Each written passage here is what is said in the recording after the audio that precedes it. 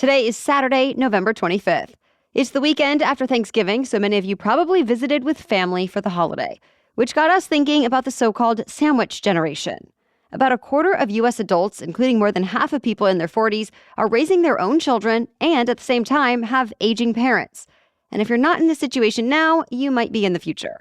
For some, it's a lot to take on. Later, we're talking about a few things to keep in mind when it comes to your money and caring for everyone around you. But first, let's talk logistics and emotions. How can the sandwich generation juggle it all? How do you have those uncomfortable conversations? And even make time for yourself? Here to help is parent coach, author, and podcast host Jaci Finneman. She's the founder of Hello World and No Problem Parenting, a coaching community focused on supporting and empowering parents. Jaci is sharing her top advice for how to lead with confidence and shift your mindset, especially when you're pulled in multiple directions. Welcome to the Newsworthy Special Edition Saturday, when we sit down with a different expert or celebrity every Saturday to talk about something in the news. Don't forget to tune in every Monday through Friday for our regular episodes, where we provide all the day's news in 10 minutes. I'm Erica Mandy. It's now time for today's Special Edition Saturday. Jaci Finneman, thank you so much for joining us here on the Newsworthy. Well, thanks for having me. This is super fun. So let's just start with your top advice for adults in that so-called sandwich generation, especially those who either, feel pulled in a lot of different directions or just feel overwhelmed by all of it.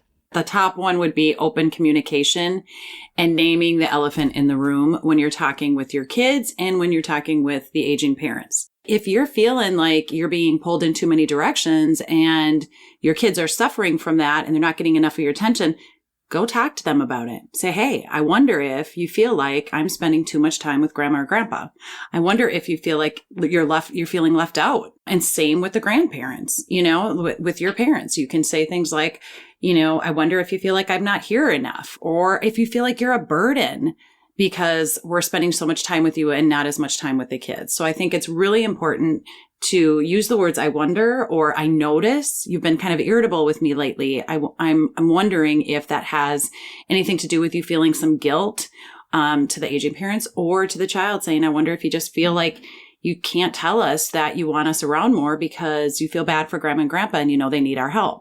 How do you go about, especially if you have aging parents who are maybe stubborn? Let's say you're noticing that maybe they need help managing their finances, or maybe they should stop driving, or maybe even they need to start living in a care facility, but they don't want to. How hard do you push? How do you have that conversation? So I might say something like, I don't think you're going to like what I'm going to ask you right now. So name that up front. Just be like, I think you're going to be upset when I ask you this question, and I'm going to ask it anyway. And I'm intending to be very respectful when I do that. I'm worried that when I ask you this question or I bring up this topic, that you're going to lash out at me, or you're going to react in, be angry with me. And I'm really feeling like I need to ask the question because I want to be prepared and I want to do the best that I can do for you. How do you recommend that someone at least try to find a balance of dedicating their time and attention to their own kids, to their aging parents, and then let's not forget themselves? I think really, instead of trying to manage everything on our own and think, I know me as a woman, I tend to do that a lot, where I think, even if somebody offers help, even if my husband offers help, sometimes I'm like, it's just, I want it done right. So I'm just going to do it all myself. But that can really lead to burnout.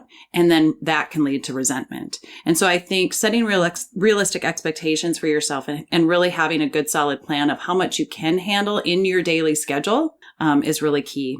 And I wonder not just about expectations for yourself, but on what you thought your future was going to be. What role does it play for maybe a parent who expected their parents to be able to take help with their young kids, but then they're not physically able to like they thought, or maybe they just hadn't even thought about their parents getting older, and now it feels like a shock to see them aging and having health issues. What's the impact of, expectations not meeting reality in these scenarios? There's 3 steps in No Problem Parenting. Get to the root of the problem, or the worry or the frustration that we're having with our child's behavior and or the sudden health decline of our parents, whatever it is. And then step 2 is to prepare for the worst. We cannot always be prepared. Life throws us curveballs. Our kids certainly do, and our aging parents can as well, right? But there are the day in and day out challenges and behaviors that happen that we can be prepared for so that we do respond instead of react and we don't should on ourselves. And then step 3 is to change the conversation. We lead with empathy, not sympathy. And that is super key when we're parenting our aging parents, when we're parenting our children. Empathy, which is understanding that someone else has an issue, a problem, a challenge, and we're going to help them through that, but we're not going to take it all on, all that emotion on for ourselves. Life is going to throw you curveballs. But as you're practicing that regular preparedness, prepare for the worst kinds of stuff, when a curveball does hit you, it doesn't throw you back off track as much. I'm curious to hear your thoughts just on the reality of being in the sandwich generation and the stress that it can bring. Well, I think oftentimes we feel like it is too much and it's too stressful, and we come at it from like a burden kind of place. And we don't have to do that. We can shift our mindset. We can be excited and we can look forward to the fact that our parents have been around long enough to be an aging parent, for one. I think we can be grateful for that. And also that there's so much opportunity when our children can learn from that, when we can teach them how to care for grandma and grandpa and how we can honor grandma and grandpa, and we can help grandma and grandpa still find purpose and value and worth, and they can feel like they're needed, and they can help us give advice or help with our parenting if the aging parent is living with you. And then I think just as a follow-up to that, I mean, do you find that sometimes people struggle more with the logistics of it all or the emotions of it all? Or is it both? It definitely can be both if you're not near the aging parent and you're having to take care of a lot of things and you're feeling torn because you can't, they're just not living right down the road or with you. But I think sometimes the emotion we get in our heads and we put, and I say this very gently, but sometimes we put too much emotion into the situation. And then we go down that rabbit hole again, where we're feeling just very sad and burdened and maybe resentful, maybe frustrated, maybe stressed, all the things. We tend to do that just in everyday parenting as well. We put way too much emotion into our responses to our kids, in how we interact with them. We feel bad for them. And when we parent from a feel bad standpoint, our kids just don't do as well. Can you follow up to don't come from a place of feel bad? How do you handle those feelings then? Well, you lead with confidence. And so you got to get yourself to the point where you're feeling very confident in how you're in your decision that you're making to either welcome your parent into your home with your children, or, to place maybe you have to help your parent get into an assisted living or nursing home or something like that. Whatever your decision is, you need to take some serious time. And it doesn't have to be a ton of time, but just like really get in that frame of mind that I'm making the best decision for my kids and my parents. And then you will lead with confidence. So even though you may have some doubts creeping in about the situation, you're going to be like, nope, this is the decision I've made. You're going to have open communication and conversation with your family. Include that in your family plan. Include your parents in that family plan. And then you just really stick to that and say, hey, this is the best way for our family to help grandma and grandpa and to support them. And that's just the way your family works. And you don't should on yourself, right? Second guess yourself or feel bad about it. Yeah, should on yourself, meaning using all like, I should be doing this, I should be doing that. Yes, absolutely. We do way too much of that. And we compare, to what other people, the way that their family works or how they're, how they're raising their kids. And it's like, what for? That's a lot of unnecessary stress and pressure that we put on ourselves. And so it's like, no, just be really firm. And then when somebody says, oh, you never come to the parent meetings, or, you don't ever seem to be at the events at school, or, whatever it is, you can be like, yeah, I know, because our family works this way, and like literally say, because I'm doing this or that or whatever. And that's the way our family works. And so you don't have to feel, torn that the other parents are doing it a different way, as if their way is better or right. If you want to hear more from Jaci, she has her own podcast called No Problem Parenting Podcast, and she's offering a free download to our listeners called 60 Ways to Respond to Your Kids Without Losing Your Cool. Just check out the link in our episode notes. Still ahead, it's normal to want to be there for our parents as they get older, And research shows a majority of adults feel they have a responsibility to offer their parents financial assistance if needed. Next up is advice from Nick Maggiulli. He's the Chief Operating Officer at Ritholtz Wealth Management, and he's the author of the best-selling book, Just Keep Buying: Proven Ways to Save Money and Build Your Wealth. He's sharing how to protect an aging parent from scammers, what you definitely do not want to do with your parents' home, and more. But first, a quick break for our sponsors. All right, what's one thing you can do today for yourself and for your health? A simple habit I've incorporated into my morning is drinking AG1. It is just 1 scoop of AG1 mixed with water, and I always drink it on an empty stomach as I'm just starting the day.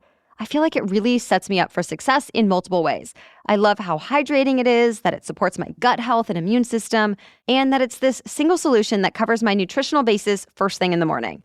Plus, it's me doing a simple thing for myself, and as a mom, that's a big deal. And it's a way to remind myself to continue those healthy and good habits all day long.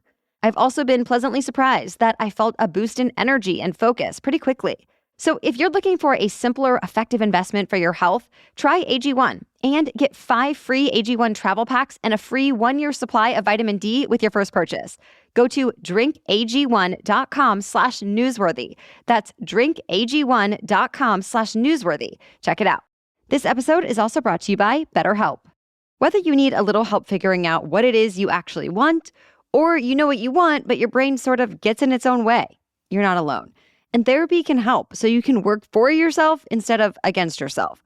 And let me be clear, therapy can be helpful even if you have not experienced major trauma. Learn positive coping skills, how to set better boundaries, and ultimately be the best version of you. In fact, I like to think of it as going to the gym, but for my mental health. And if you don't know where to start, give BetterHelp a try. It's online only, so it's really convenient and flexible. You can get matched with a licensed therapist really quickly, and you can communicate with your therapist in whatever way makes you feel most comfortable: messaging, phone, or video. Make your brain your friend with BetterHelp. Visit betterhelp.com/newsworthy today to get 10% off your first month. That's BetterHelp, HELP.com/newsworthy. Okay, now to our conversation with financial expert Nick Maggiulli. Nick, thank you for joining us here on the Newsworthy. Thanks for having me on, Erica. So when we're talking about the so-called sandwich generation, we have to think obviously about the aging parent side and the young kids perspective. So let's start with aging parents. What are some signs, first of all, that an adult child may need to actually step in and help their parents when it comes to finances? I think one of the things you have to do as an adult, as an individual, is to really speak to your parents and find out what their financial situation is. I mean, the obvious signs are, if they can't afford something, if they're asking you for money, those are very obvious signs that maybe they don't have their financial situation together. But I think what you have to do is you have to, have a frank conversation with them about, where are they at financially and what you might have to do to help them down the road. And obviously that is different than recognizing that they could be vulnerable to scams, because as cognitive ability goes down, I know that seniors tend to be a target for these scammers out there. So just looking for those red flags. Yeah, scams are a big issue, and they're getting so good. It's so funny you bring this up. Just yesterday, I got something, and by the way, this is not affiliated with the actual company. This is clearly a scam. It said Bank of America. I know it's not real. It said, hey, we have money in an escrow account. Please just fill out this W-9 and send us your social security number and all this, and we'll get all this stuff. And obviously, I know this is weird. No way I've never had an account at Bank of America, yet they're saying there's money waiting for me. And so it's one of these things where even I was wow, they actually the scammers did this very well. They just said, hey, just mail it back here. Here's this official form. It looks really well put together, but I obviously know this isn't real. I don't have any money at Bank of America in an escrow account waiting for me, right? So they're getting better at it, and they're getting better at hiding it. And I think that's the thing to be careful. Anytime you're giving out your social, anytime you're sending money or anything like that, please consult with someone else and just hey, does this sound crazy to you? Just to see if they would do the same thing. Do you have any data about how many people, or even a sense of how many people in that baby boomer generation, 65 and older kind of generation, will need financial help from their adult children, and or, are middle-aged Americans doing better or worse off than their parents in today's world? The data generally, it's roughly 40% of retirees enter retirement with all they have is their social security, and they might have a pension if they worked at a place with pensions. But the other 60% tend to have a portfolio. So of those 60%, most of those people probably aren't going to be needing as much financial support, at least initially. And it's funny because you asked this question because just recently the data came out. The Federal Reserve has the Survey of Consumer Finances, which comes out every 3 years. And, the median wealth for someone aged 55 to 64 increased. And remember, this is after adjusting for inflation from roughly 250,000 in 2019 to roughly 365,000 in 2022. So there's about over 100K gain for those 55 to 64. And then those 65 to 74 saw another 100K gain from about 308,000 to 410,000 by 2022. That adjusts for inflation, that kind of controls for all that. Half of that's about home equity. The other half is not, though. So I think retirees are actually going to be in a better spot than most people think. I don't think there's as big of a retirement crisis as a lot of people have imagined, at least right now. If you kind of see around the corner that you might need to have more, be able to help your parents and your kids more, are there strategies for preparing for that? So I would say the thing to do is okay, you have your emergency fund and then you have to start building these other funds, whether that's here's my child's education fund, here's my parents' support fund, right? So having that money in, that would be relatively safe. I mean, you could put in something like Treasury bill. I mean, now Treasury bills are paying 5%, putting that money into, some sort of money market account into short-term treasuries is something to do, or even match it. So if you say, my parents can retire in 10 years, if you put them into 10-year treasuries and wait. But I don't really like taking the long-term duration risk there, but it's something to think about. And thoughts on your own retirement savings, kind of go-to tips for that? Yeah, for your own retirement savings, I mean, I'm mostly equities, and I recommend people, have some form of stock exposure. How much? Obviously, it's going to vary by person. So I have a lot in there, and obviously, you're going to have some sort of bond exposure if you're risk averse, or you've seen what happened. How did you react during COVID? I think it's great to have a very recent event we can think about. How are you thinking during March 2020? If you were feeling like the world was going to end and everything was going to go to zero and you wanted to sell out, then maybe you need more bond exposure. If you were like, this didn't bother me at all, then I think whatever you had was fine. So that's the thing to keep in mind is think about how you reacted during the most recent financial crises we've had, and just that's a good gauge for your risk tolerance. Any sort of tips for the estate planning, especially when it comes to homes and the transfer of homes, as well as basically passing on their money to you after they die? There's different ways of doing this. And I say talk to an estate attorney. They're experts at this, but do not have them transfer the property to you and then they die. That's the worst thing that could happen, because if they assuming they bought the property, many years ago, there's going to be a capital gain in there, right? There's going to be some sort of gain, assuming the property went up in price. And if they transfer to you and then they die, that gain is now yours that you're going to have to pay tax on. When they die, the basis gets called stepped up. So if you bought a home for $100,000 and then 30 years later you die and it's worth $500,000, when you die and you give it to your heirs, they get it as if they bought it for $500,000. So there's no gain. They don't have to pay the tax on that, $400,000 gain, basically. So just keep that in mind. It's better to transfer everything at death than to do it beforehand, because that could actually have other tax consequences. Now, once again, talk to an estate attorney. There's probably weird edge cases where that's not true, but for the most part, that is the thing to do. Don't transfer early. Final thoughts or words of advice for the sandwich generation when it comes to finances? I think for the sandwich generation, I think it's mostly, if I had to guess, going to be the downward part of the sandwich, which is supporting your children, which is going to be more costly than supporting your parents. I could be wrong on that, but the data is looking like the boomer generation is actually doing a little better than I was anticipating for a host of reasons. I mean, home equity is one piece of that. Home prices have gone up. So there is some there they can pull from in terms of home equity line of credit, et cetera. So I would say if you're going to be figuring out where's the risk coming from, I think it's from rising costs related to children, maybe education costs, things like that. And I would not worry as much about, the aging parent side of it. Nick Maggiulli's book is called Just Keep Buying, and you can sign up for his weekly newsletter of Dollars and Data. Look for the links in our episode notes. Thank you again to both of our guests today, and to you for listening to this special edition Saturday episode. We hope you had a nice Thanksgiving week, and even though we were off for the holiday, our regular 10-minute daily news roundups will be back as usual next week. We bring you the day's news in our signature fast, fair, fun style. So we'll be back on Monday. Until then, have a great weekend.